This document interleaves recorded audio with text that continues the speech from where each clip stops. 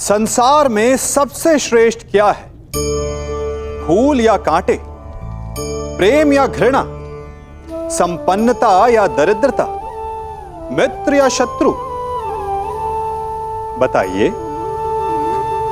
अब आप भी कहेंगे कि भला ये कोई पूछने की बात हुई? अवश्य, फूल, प्रेम, संपन्नता और मित्र ही श्रेष्ठ है। परंतु क्या आपने अपने जीवन में कभी सोचा है कि हर एक भाव, हर एक वस्तु, हर एक घटना का एक गुण धर्म होता है? त्वचा पर जलन करने वाले फूलों से अधिक श्रेष्ठ वो कांटे हैं जिनसे आप अपने घर की बाढ़ बनाते हैं ताकि वन्य पशु आपके भीतर ना आ सके। वो प्रेम श्रेष्ठ नहीं जो आपको अंधा, लोभी, पक्षपाती बनाते। वो घृणा श्रेष्ठ है जो आपको नया मार्ग दिखा दे। वो संपन्नता श्रेष्ठ नहीं जो आपको कृपण बना दे, मद्दांध बना दे। वो दरिद्रता श्रेष्ठ है जो आपको जीवन में परिश्रम करने की शिक्षा दे। कुविचार देने वाले, बुरा मार्ग दिखाने वाले मित्रों से अधिक श्रेष्ठ वो शत्रु होते हैं जो हमें जीवन का लक्ष्य दे दे। इसलिए अपने जीवन में हर वस्तु, हर भाव, हर घटना के गुण धर्म को पहचानिए और उसके पश्चात अपना चयन कीजिए।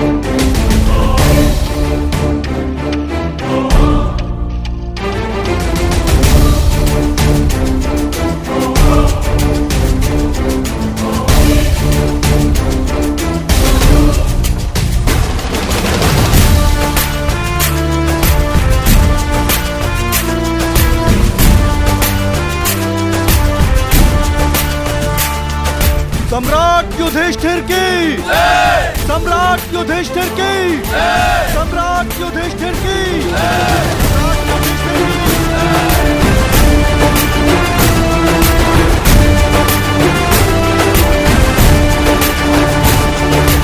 धर्मराज, केवल एक ही वीर था जो परिवर्तन के लिए अंतिम श्वास तक लड़ा। महारथी सूर्य पुत्र कर्ण।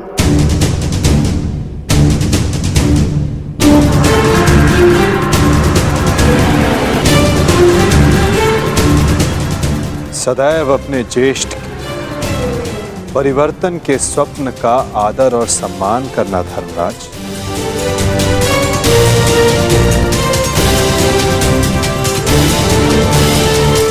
सम्राट पद पर स्थापना के पश्चात मैं पहली घोषणा करता हूं,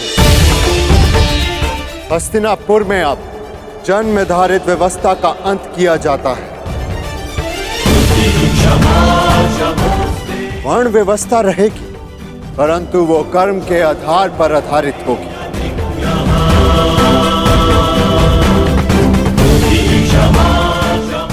सूत हो या शूद्र हो, सबको शिक्षा का समान अधिकार दिया जाएगा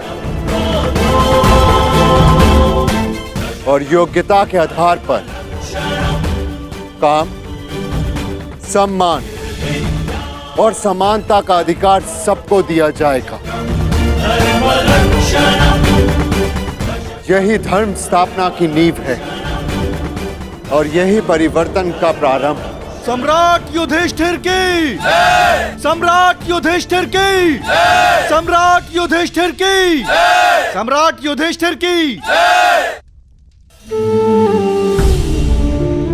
मुझे विश्वास है कि मेरे पश्चात परिवर्तन का अध्याय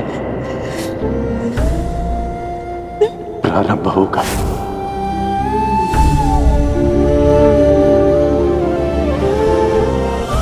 देख रहे हो राधे, तुम्हारे मन चाहे परिवर्तन का प्रारंभ हो चुका है। महाभारत के इस महायुद्ध में 18 अश्वनी सेना और बहुत से महारथियों ने अपने प्राणों का त्याग किया है। मैं उन वीरों के परिवारों को नमन करता हूं।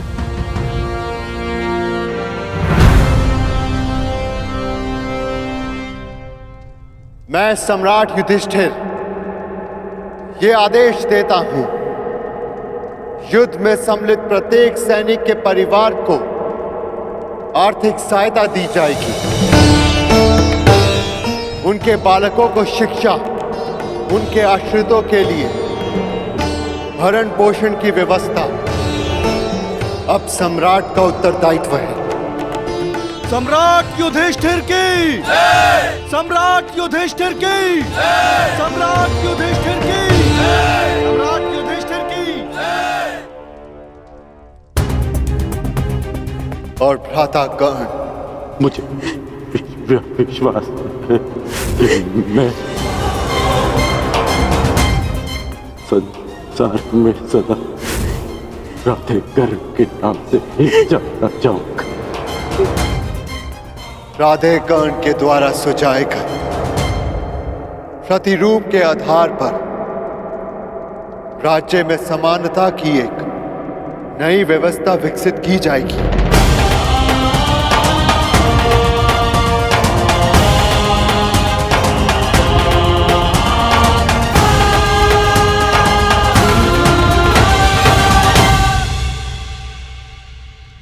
युधिष्ठिर और अन्य पांडवों ने अपने ज्येष्ठ कर्ण के दिखाए परिवर्तन के मार्ग पर चलते हुए एक धर्म राज्य का निर्माण किया। अर्जुन का लक्ष्य अब केवल एक महान व्यवस्था की स्थापना थी। 100 कौरवों का नाश कर देने वाले भीम ने भी अब निर्माण की भागदौड़ संभाल ली थी और नकुल सहदेव अपनी माता कुंती, गांधारी और बुजुर्ग हो चले धृतराष्ट्र की सेवा में लगे थे। हर ओर धर्म था, संपन्नता थी, आनंद था, परंतु अतीत से छूटा एक बाण परीक्षा बनकर भारत के भविष्य पर मंडरा रहा था।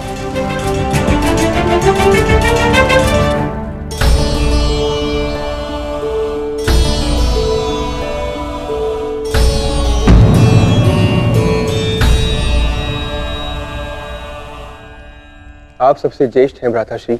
इस स्थान पर आपका अधिकार है, परंतु फिर भी आप यह स्थान रिक्त क्यों रखते हैं?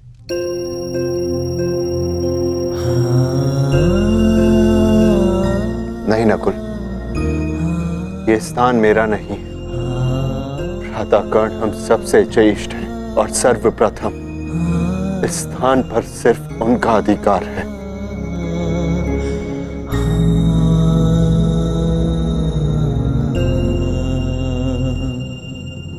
साम्राज्ञी, क्या हुआ दासी?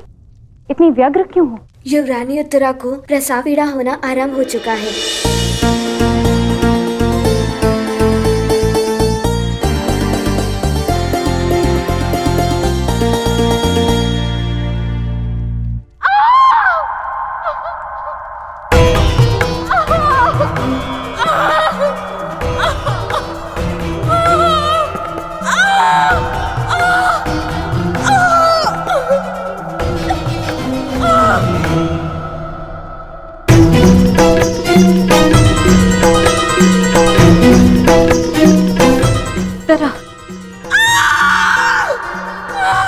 ज्येष्ठ, माता कहाँ है? माते,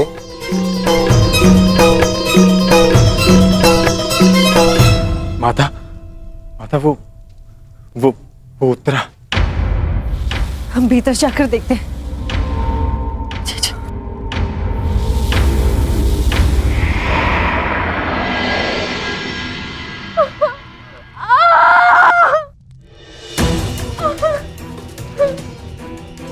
पुत्री, साहस रखो। अब और पीड़ा सहन नहीं होती माता। साहस रखो पुत्र, हम सब हैं तुम्हारे साथ।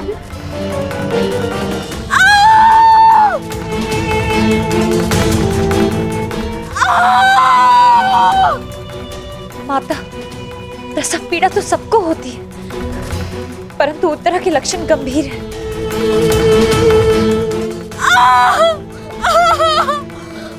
माता, कहीं कोई अनहोनी ना हो जाए।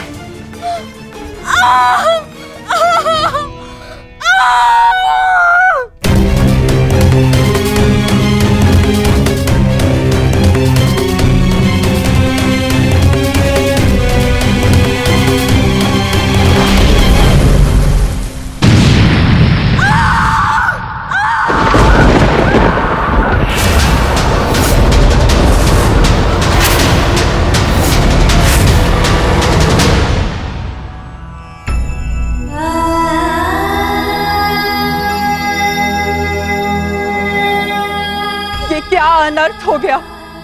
अब हम क्या उत्तर देंगे उत्तरा को? उत्तरा,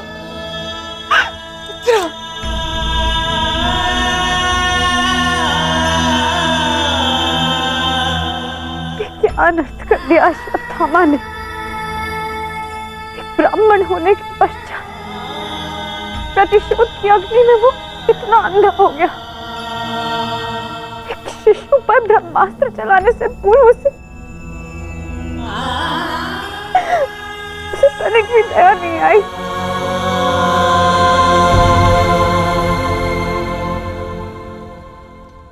क्षमा कीजिए महाराज, किंतु हम शिशु नहीं बचा सके।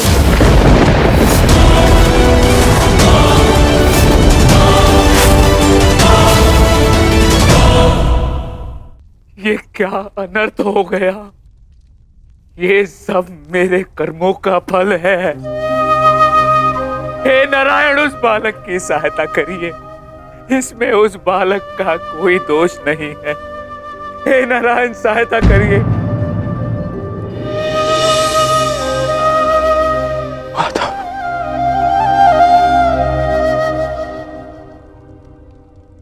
माधव, कुछ कीजिए माधव, कुछ कीजिए।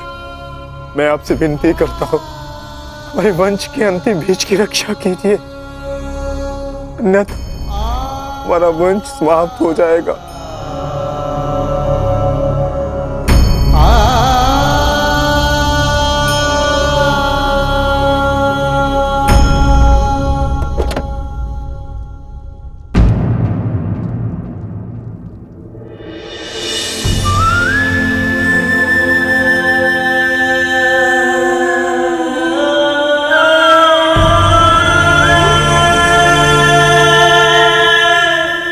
ब्रह्मास्त्र विफल नहीं जा सकता याज्ञसेनी। ब्रह्मास्त्र का संधान हुआ है तो उसका परिणाम निकलना भी निश्चित है।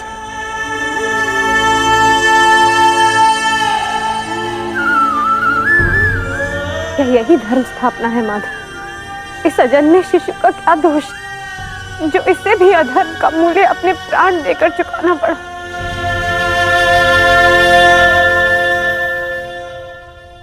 एक पापी के पाप का फल निरीह उत्तरा क्यों भुगतेगी?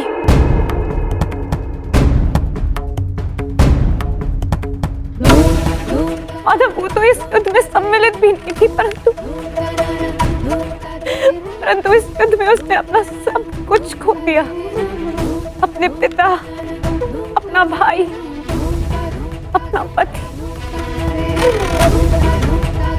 और अब अपना पुत्र।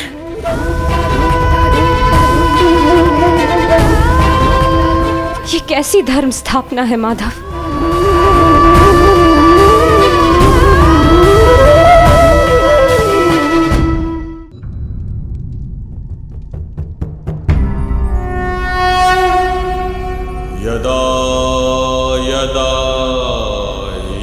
धर्मस्य ग्लानिर्भवति। यदि मैंने अपने माता पिता का आजीवन सम्मान किया, यदि मैंने अपने गुरु की गुरु दक्षिणा संपूर्ण मन से दी, यदि मेरे जीवन का हर कार्य का उद्देश्य शुभ रहा है,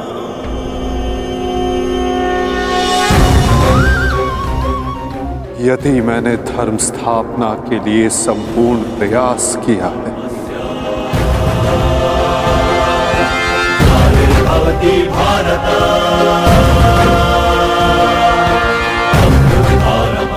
तो ये बालक अभी और इसी क्षण श्वास ले।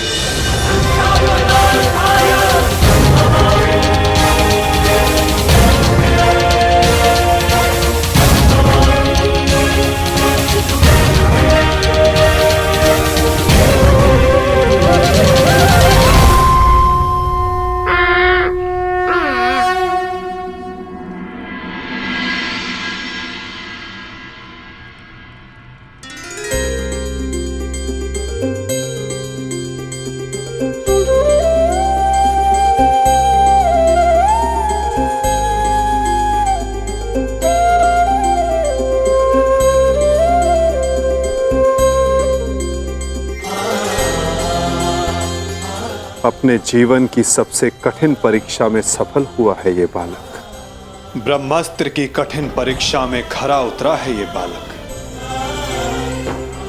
जो धर्म स्थापना का मुख बनेगा।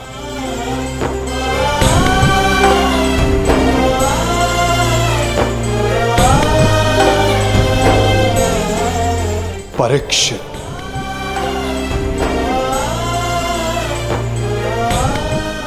हाँ याज्ञसेनी, इस बालक का नाम परीक्षित होगा।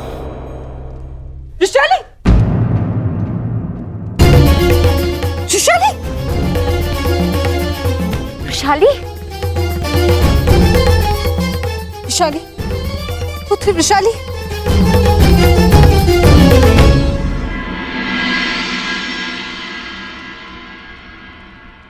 बधाई हो सम्राट। देवी वृषाली माता बनने वाली हैं।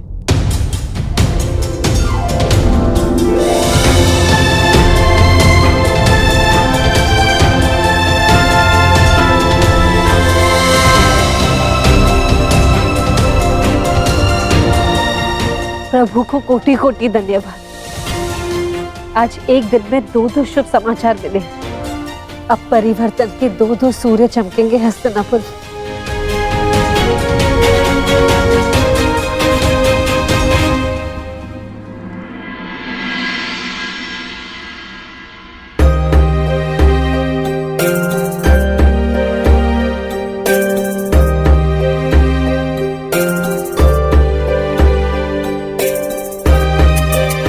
परिवर्तन का नया युग प्रारंभ हुआ है वृषाली। प्रसन्न हो जा कि सूर्य पुत्र को तर्पण देने वाला इस संसार में आने वाला है।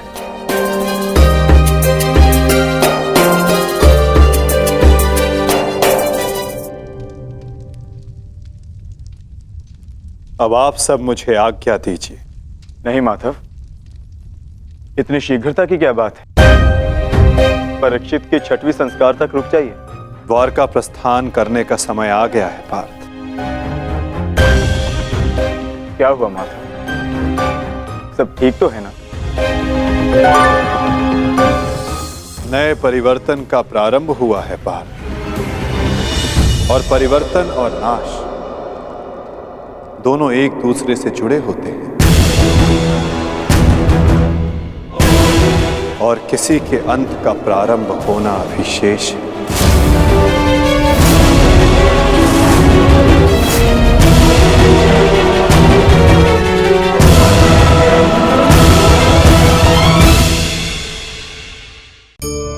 स्वर्ण। हम सभी को अपने जीवन में स्वर्ण से कभी ना कभी कुछ ना कुछ थोड़ा या अधिक मोह होता ही है। है ना? परंतु क्या आपने कभी सोचा कि स्वर्ण को प्राप्त कैसे किया जाता है? जब भूमिगत खदानों से स्वर्ण को निकाला जाता है तब वो एक पाषाण की भांति होता है। ऐसा पाषाण जिससे आप किसी को भी मार सकते हैं, परंतु उसे आभूषण के रूप में स्वयं के शरीर पर धारण नहीं कर सकते। यदि उसे आभूषण बनाना है तो उसे लंबी यात्राएं करनी होती है, उस पाषाण को पिघलना होता है, सुनार के हथौड़ी की अनेकों चोटें खानी पड़ती है, फिर काट छाट और उसके पश्चात जाकर वो ऐसा आभूषण बनता है जो हमें वर्षों तक, सदियों तक लुभाता रहता है।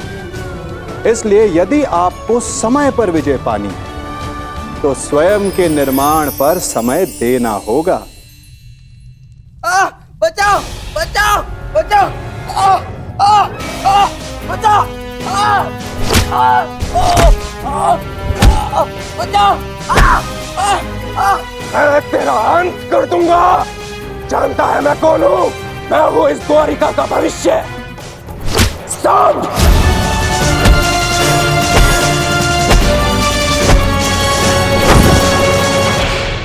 ये क्या दशा बना रखी है सांब? दिन प्रतिदिन तुम्हारा व्यवहार अशुभनीय होता जा रहा है। संभालो स्वयं को।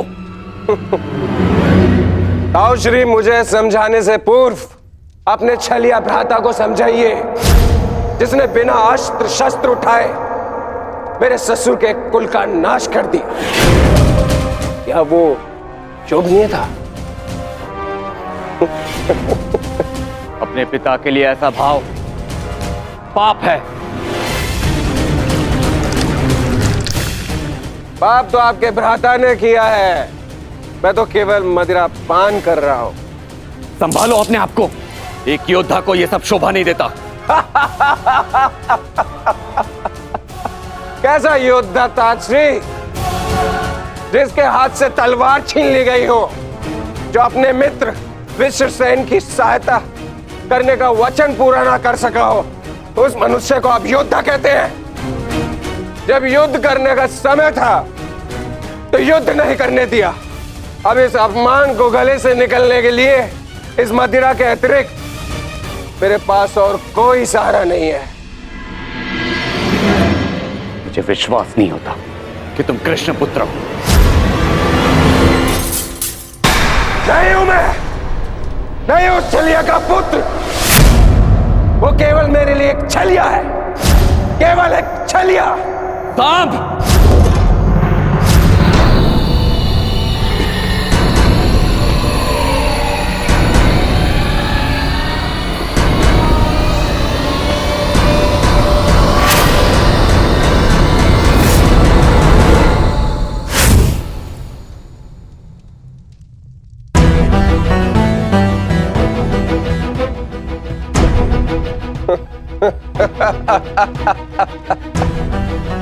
आइए आइए आइए द्वारिकाधीश, आइए। स्वागत है आपका, स्वागत है। लौट आए आप।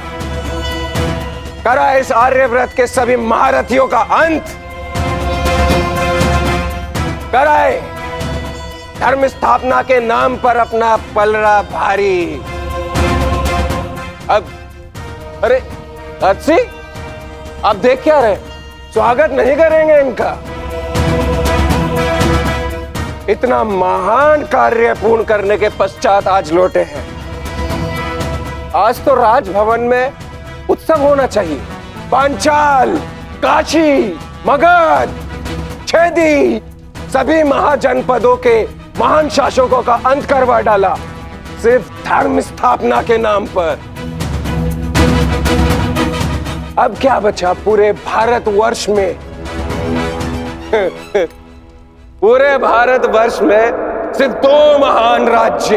पहला द्वारिका, दूसरा हस्तिनापुर। और हस्तिनापुर का महान शासक धर्मराज युधिष्ठिर पहले से ही अपने चारों भाइयों के साथ इनके तलवे चाटता है।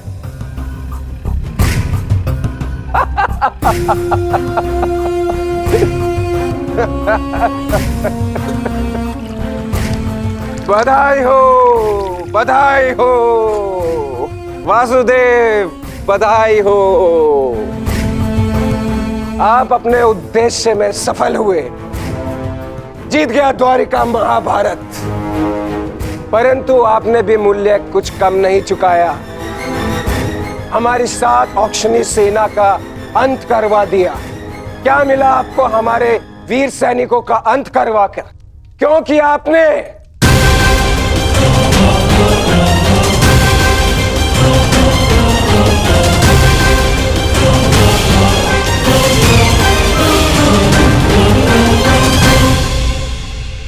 उन सैनिकों ने केवल अपने कर्तव्य का पालन किया था सांब।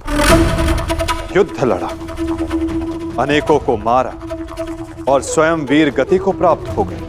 उन्होंने तो स्वर्ग की सीढ़ियां पाली सांब, परंतु तुमने अपने साथ क्या किया है पुत्र? तुमने तो स्वयं के जीवन को ही नर्क बना डाला है।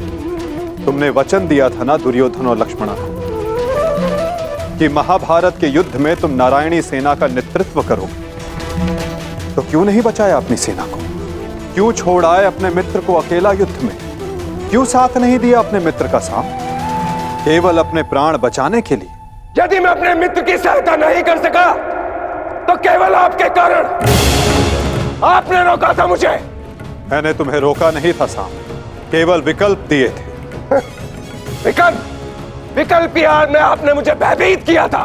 भयभीत नहीं किया था सांब, मैंने केवल तुम्हें यदुवंशी के नियम स्मरण करवाए थे कि यदि नारायणी सेना परास्त होती तो उसके साथ नारायणी सेना का सेनापति अपनी उपाधि खो देता है। विकल्प मैंने अर्जुन और दुर्योधन को भी दिए थे। दुर्योधन ने युद्ध करना चुना और अर्जुन ने धर्म स्थापना। और तुमने युद्ध में भाग ना लेना चुना सांब।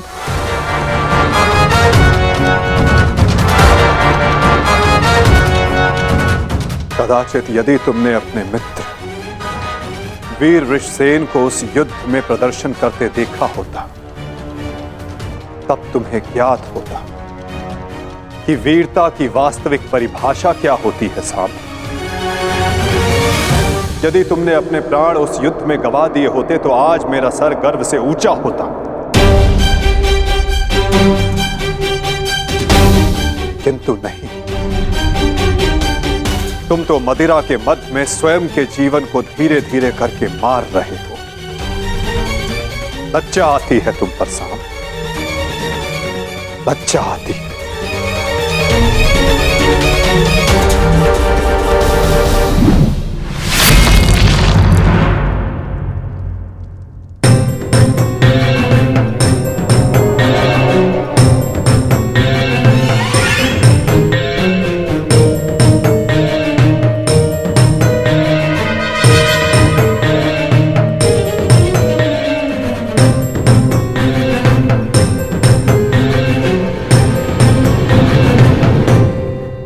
प्रणिपात पिताश्री।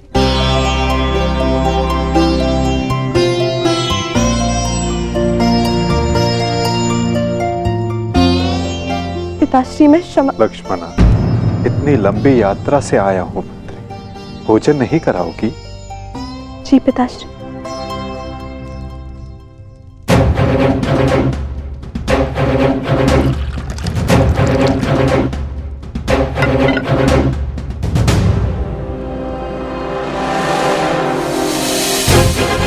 तुमने वचन दिया था ना दुर्योधन और लक्ष्मणा को कि महाभारत के युद्ध में तुम नारायणी सेना का नेतृत्व करो। क्यों छोड़ आए अपने मित्र को अकेला युद्ध में? क्यों साथ नहीं दिया अपने मित्र का सांब, केवल अपने प्राण बचाने के लिए? यदि तुमने अपने प्राण उस युद्ध में गवा दिए होते तो आज मेरा सर गर्व से ऊंचा होता। लज्जा आती है तुम पर सांब, लज्जा आती है। अपने क्रोध को शांत करो सांब। कैसे करूं मैं खुद को शांत? पिता होकर सदैव मेरा मस्तक दूसरों के सामने झुकाता है, और आज भी तो यही किया उन्होंने। लाओ, मुझे दो मित्र।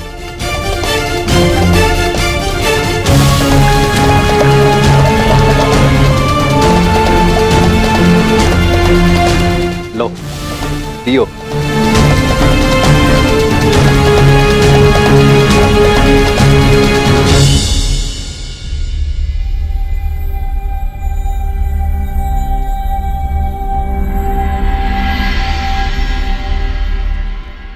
भोजन आराम कीजिए पिताश्री।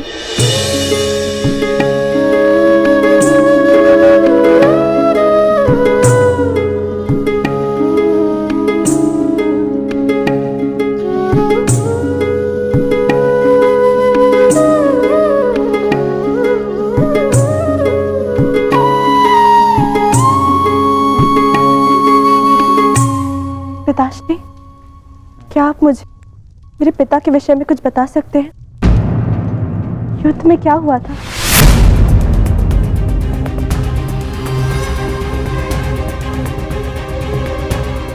निसंदेह तुम्हारे पिता एक वीर और कुशल योद्धा थे पुत्री, और उन्होंने युद्ध में अलौकिक साहस दिखाया। निश्चित रूप से तुम्हारे पिता से बड़ा गदाधारी इस संसार में और कोई नहीं था पुत्री।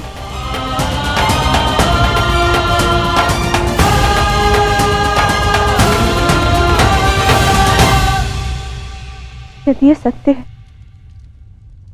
तो उन्हें ये संसार छोड़ के क्यों जाना पड़ा पिताश्री? हमारे कर्म और हमारे चयन हमारी नियति निर्धारित करते हैं। कुछ भावों और कुछ वस्तुओं में अधर्म का वास होता है।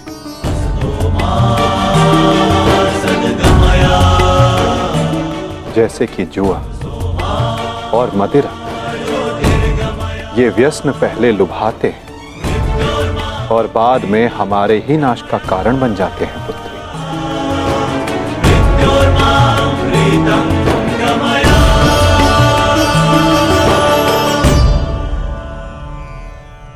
लो मित्र, पियो।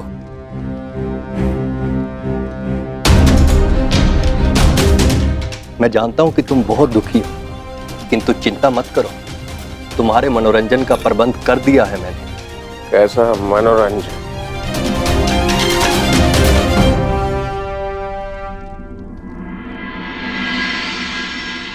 लक्ष्मणा, सदैव स्मरण रखना पुत्री, जब जब मनुष्य पर मद और जुए का प्रभाव बढ़ेगा, तब तब वो अपने पग अपने पतन की ओर बढ़ाएगा। संभल कर मित्र, आज का विनोद तुम्हारे मन की सारी कड़वाहट बाहर कर ले जाएगा। एक मद्दांध व्यक्ति सबसे पहले अपने बड़ों का आदर करना भूलता है, उनका अपमान करता है, उनका उपहास बनाता है, और उसके पश्चात वहीं से उसका अंत प्रारंभ हो जाता है।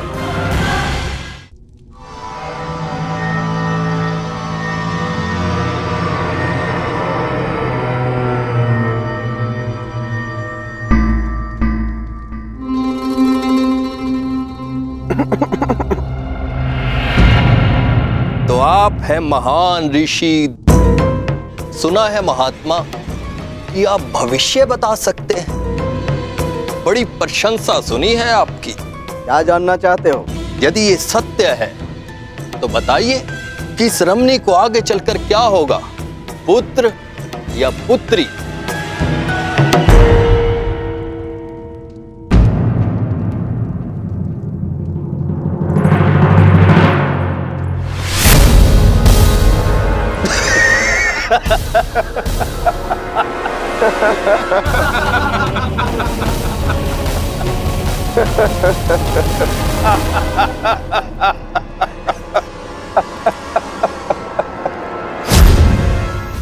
और समय बताना मत भूलिएगा महाराज। यदि आपकी भविष्यवाणी सत्य नहीं हुई तो आप अपनी बाकी की तपस्या हमारी बंदी गृह में पूर्ण करेंगे।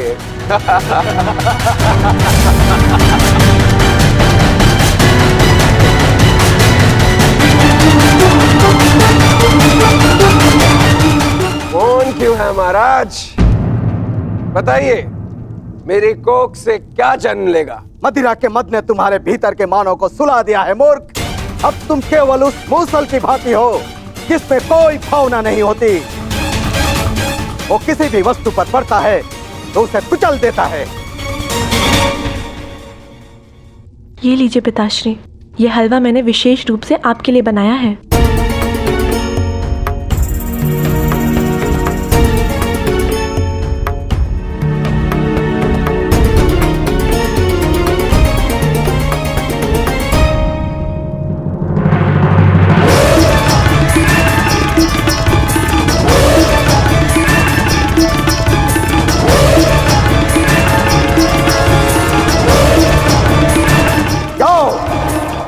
ठीक 1 सप्ताह के पश्चात तुम्हारे पेट से मूसल ही उत्पन्न होगा जो तुम्हारे वंश के विनाश का कारण बनेगा। जिस मदिरा के मद में तुमने मेरा अपमान करना चाहा, वो मदिरा तुम्हारे नाश का कारण बनेगी।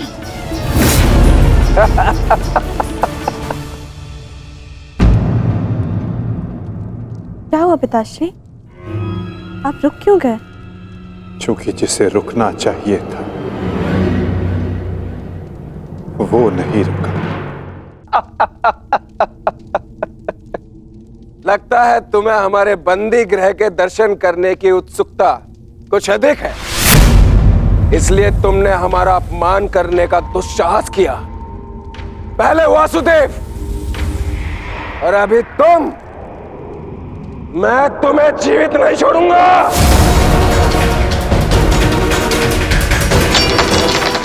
अरे ये क्या कर रहे हो मित्र? शांत हो जाओ और इनसे क्षमा मांगो ताकि अपना श्राप वापस ले ले। ये क्या कह रहे हो तुम? इस पाखंडी से क्षमा मांगू? ये एक पाखंडी है। भला कभी किसी पुरुष के कोख से कुछ जन्मते हुए देखा है? ऐसे ढोंगी साधु से डरने की कोई आवश्यकता नहीं।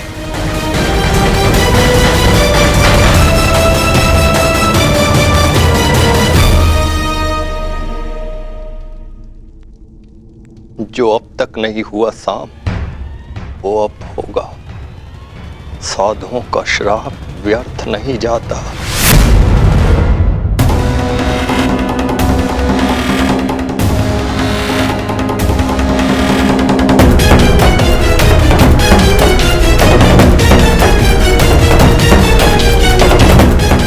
मुझे क्षमा करना पुत्री।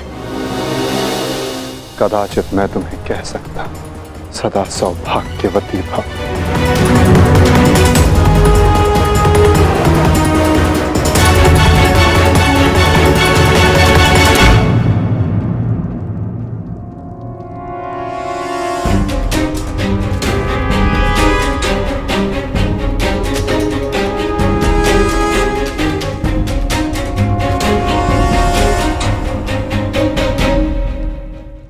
एक साधु का उपहास उड़ाना और उन पर प्रहार करने का प्रयास करना क्षमा के योग्य नहीं है सांब। आपने तो सृष्टि के सभी महारथियों और अनेकों सैनिकों का वध करवाया। क्या वो क्षमा के योग्य है?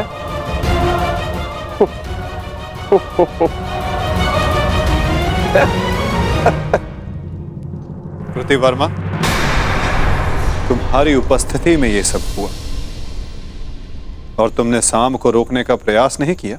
क्षमा चाहता हूं वासुदेव, हम तो केवल विनोद करना चाहते थे। मुझे अनुमान भी नहीं था कि बात इतनी आगे तक बढ़ जाएगी।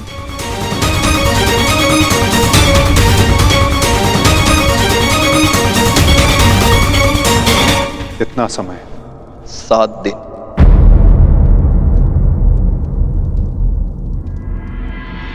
सात दिन बाद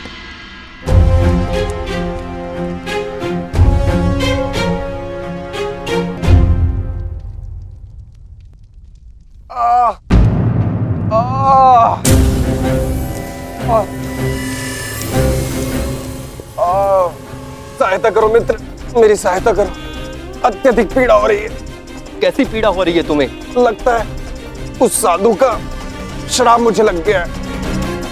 आज 7वां दिन है और ये देखो मेरे पेट में अत्यधिक पीड़ा हो रही है।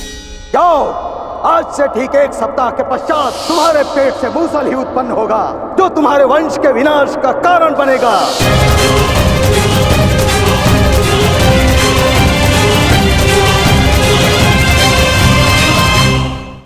हम सभी सुनते आए हैं कि जो वीर होता है, साहसी होता है, शौर्यवान होता है, उसके समक्ष सारा संसार झुकता है। वीर भोग्य वसुंधर। परंतु वीरता है क्या? शौर्य क्या है? साहस क्या है? साहस युद्ध नहीं, वीरता विजय नहीं, शौर्य कभी ना गिरना नहीं। साहस किसी चुनौती के समक्ष खड़े होने का भाव है, तो वीरता उस चुनौती को उत्तर देने के लिए पूर्ण परिश्रम लगा देना है। और शौर्य का अर्थ है गिरकर फिर से उठने का साहस रखना, बार बार प्रहार करके वीरता दिखाना, निरंतर प्रयास करते रहना, निरंतर परिश्रम करते रहना। इसलिए विजयी होने से अधिक महत्वपूर्ण है शौर्यवान होना, क्योंकि जो शौर्यवान है उसे विजय मिलना निश्चित है। 7 दिन बाद लगता है उस साधु का श्राप मुझे लग गया है। आज 7वां दिन है और ये देखो मेरे पेट में अत्यधिक पीड़ा हो रही है। जाओ, आज से ठीक 1 सप्ताह के पश्चात तुम्हारे पेट से मूसल ही उत्पन्न होगा, जो तुम्हारे वंश के विनाश का कारण बनेगा। इस पीड़ा से मुझे मुक्त करो मित्र, मुक्त करो।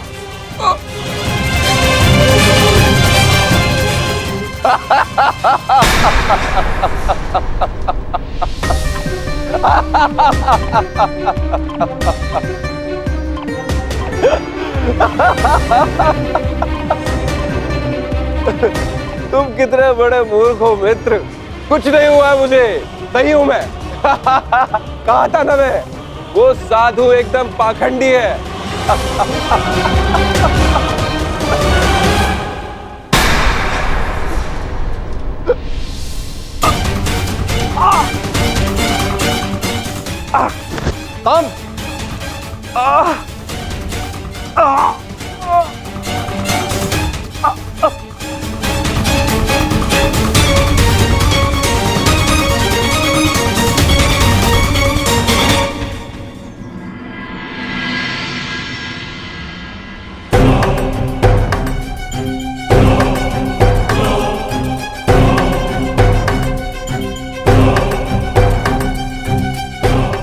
बड़ी विचित्र घटना घटी है वासुदेव।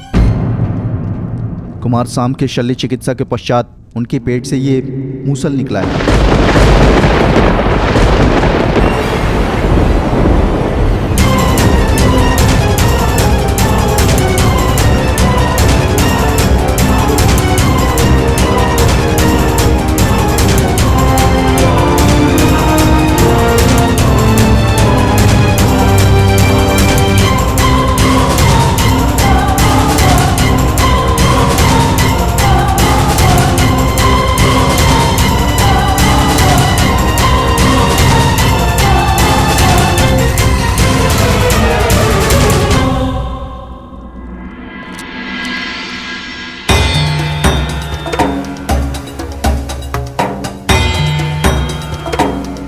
कुमार अब स्वस्थ हैं बलभद्र।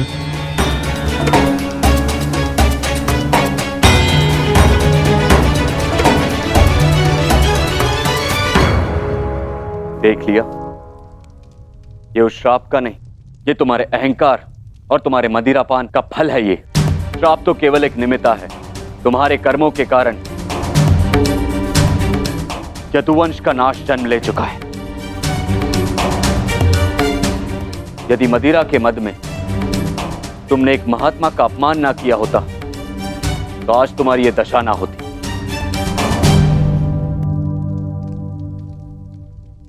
अब कुछ नहीं हो सकता था। मनुष्य को अपने कर्मों का फल मिलता ही है,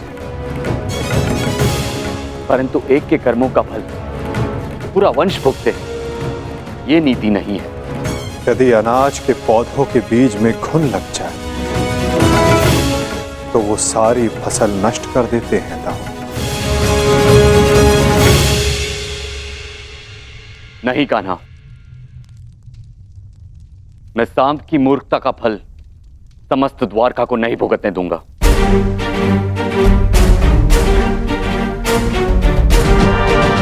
आप इस मूसल का क्या करेंगे दाऊ? श्राप था कि मदिरा पान के कारण द्वारका का नाश होगा। मैं आज ये घोषणा करता हूं कि समस्त द्वारका में किसी भी प्रकार का मद्य का उत्पादन, सेवन या बिक्री वर्जित है।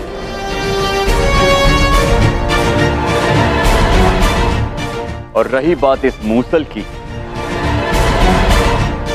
तो इसका उपाय है मेरे पास।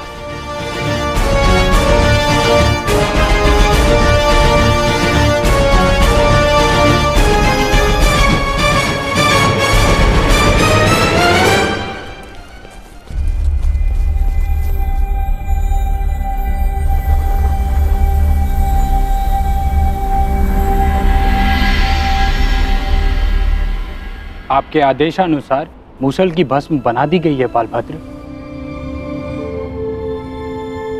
इसे द्वारका के समुद्र तट पे बहा दो।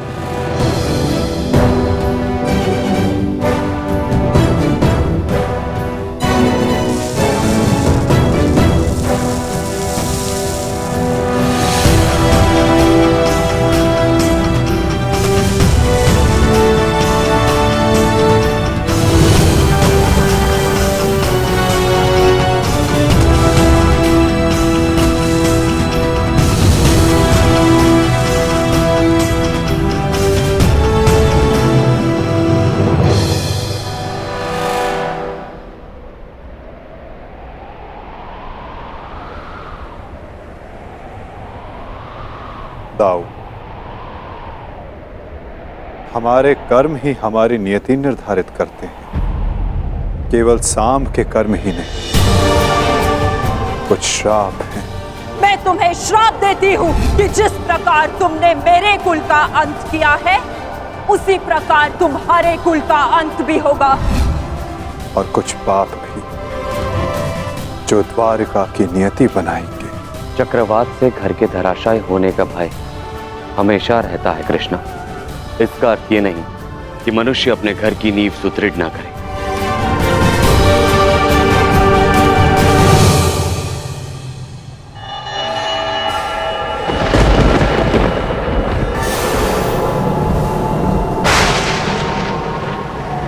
जब नींव गल जाती है दाऊ, तो भवन का धराशायी हो जाना निश्चित होता है। द्वारका का अंत समीप है।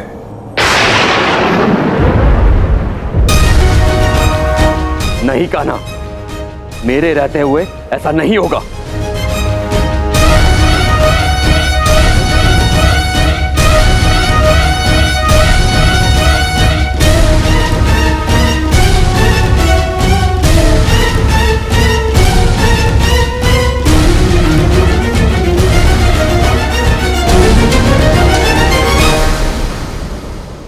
समय किसी की नहीं सुनता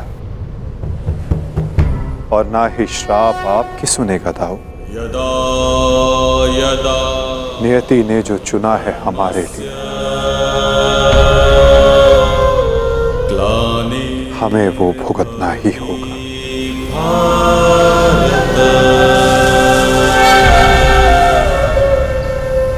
अभ्युत्थानम् अधर्मस्य तदात्मानं सृजाम्यहम्।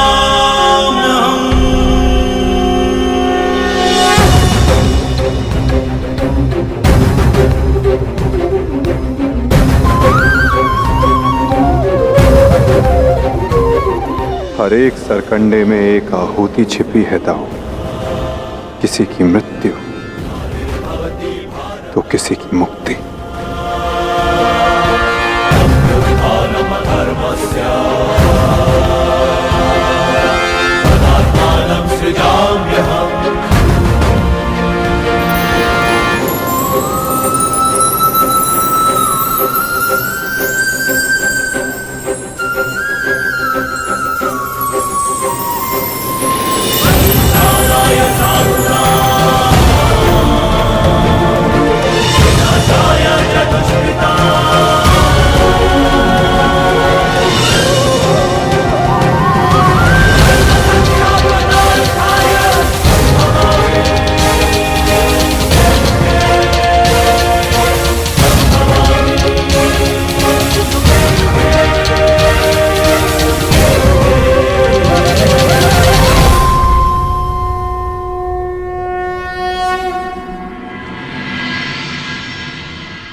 मेरा स्वप्न है कि हस्तिनापुर में एक गुरुकुल हो जहां पर बालकों की भांति बालिकाएं भी युद्ध शिक्षा में पारंगत हों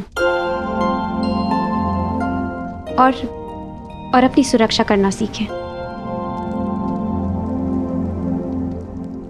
अति उत्तम विचार है पुत्री।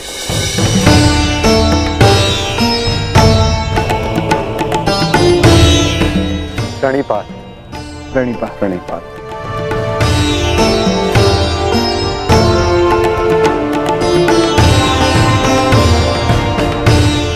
यदि प्रत्येक स्त्री अपनी सुरक्षा में समर्थ हो जाए तो कोई भी पुरुष उस पर अत्याचार नहीं कर पाएगा। यदि वो अबला से सबला बन जाए तो ना ही कोई चीरहरण होगा और ना ही कोई महाभारत होगी।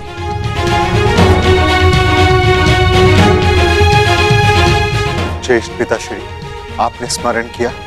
हाँ पुत्र, एक महत्वपूर्ण निर्णय लिया है जो मैं तुम्हें बताना चाहता था।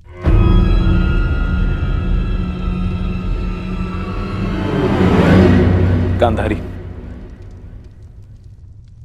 जीवन का हर चरण देख लिया पुत्रों, परंतु अब वानप्रस्थ करके संन्यास ग्रहण करने का समय आ गया है।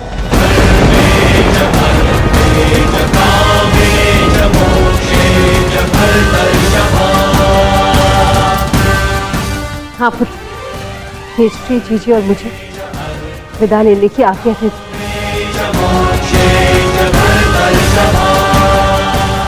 प्रस्थान? किंतु अचानक ऐसे? क्या हुआ माता? कोई समस्या हुई है या हमसे कोई भूल हुई है जिससे आपको कष्ट पहुंचा है? नहीं पुत्रों, तुमने और द्रौपदी ने अपना कर्तव्य कुशलता से पूर्ण किया है और अब हमने निर्णय लिया है कि हम तीनों वानप्रस्थ के लिए प्रस्थान करें।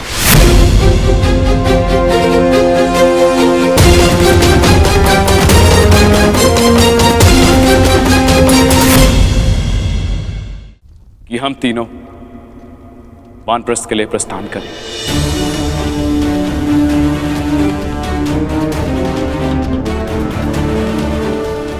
पुत्र का मोह आपको जाने भी नहीं देना चाहता और पुत्र का धर्म आपको रोक भी नहीं सकता। आप सबके तप संचय को रोकना भी पाप होगा।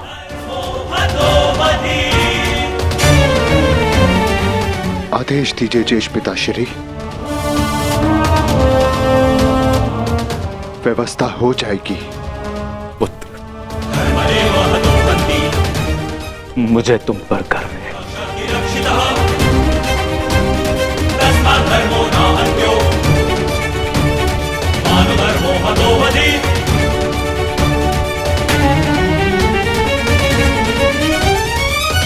परंतु हम आपको ऐसे नहीं जाने दे सकते। आप सभी के साथ हमें भी एक उत्सव मनाने का सौभाग्य तो मिलना चाहिए ना। ठीक है, जैसा तुम सबको ठीक लगे पुत्रों। तो ठीक है, तो मैं इस उत्सव की तैयारियां प्रारंभ करती हूँ और सभी परिजनों को निमंत्रण भिजवाती हूँ। सर्वप्रथम माधव को।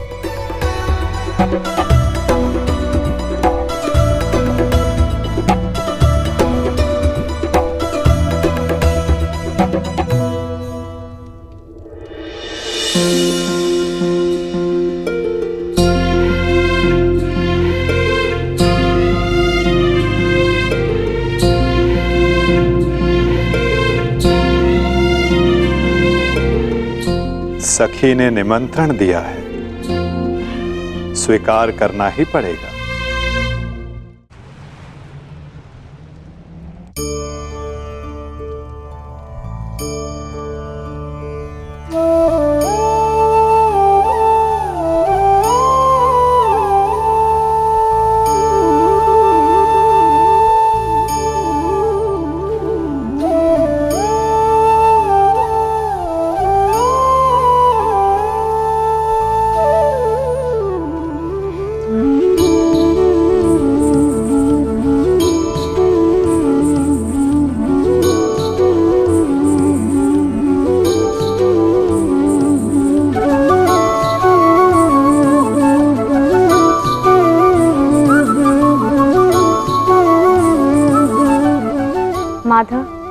सदैव हम सबके साथ हमारे दुख में उपस्थित रहे, परंतु आज सुख के समय पर आपके आगमन ने हम सबके आनंद को दुगना कर दिया। मेरी सखी मुझे निमंत्रण दे और मैं न आऊं?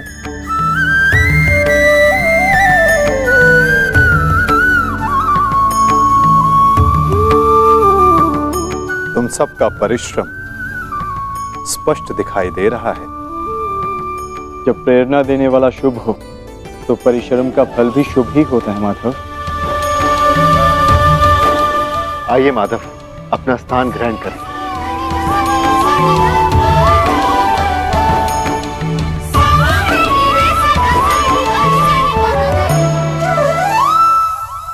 सांब के साथ जो हुआ, हमें उसका समाचार मिला माधव।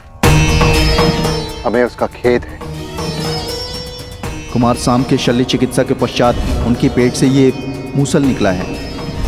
समय का चक्र और नियति को कोई नहीं रोक सकता धर्मराज।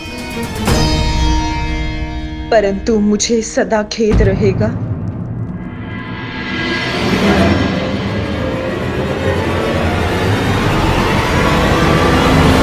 ये नियति मेरे ही श्राप के कारण आई है वासुदेव।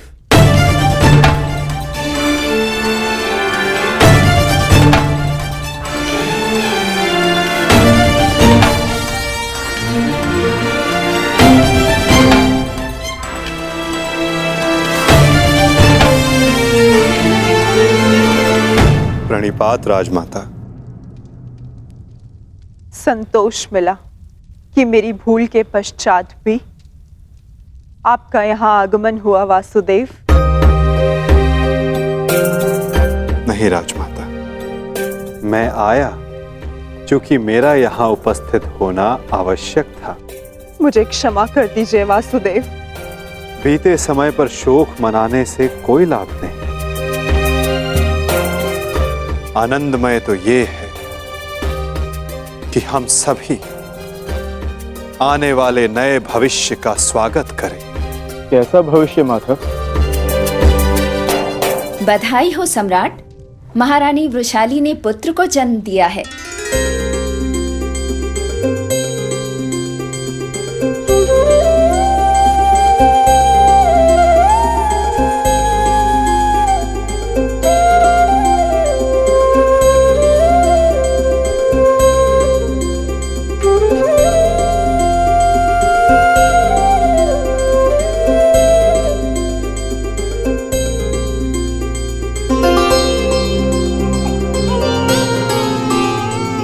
इसकी आंखों में इसके पिता की भांति तेज कल्याण हो। बुआ श्री, इस बालक का नामकरण कीजिए।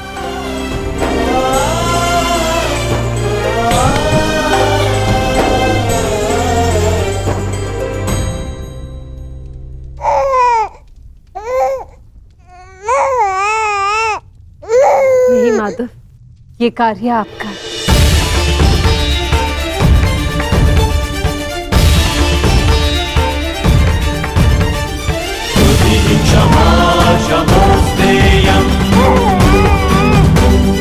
शौचमिन्द्रिय निग्रह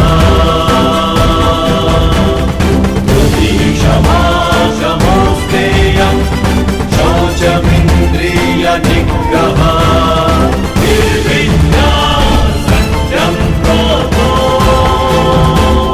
दशकं धर्मलक्षणम्। मित्रकर्ण के एक वीर पुत्र का नाम वृषसेन था और इस वीर बालक का नाम है राधे कर्ण पुत्र वृषकेतु। वृषकेतु, वृषकेतु, वृषकेतु।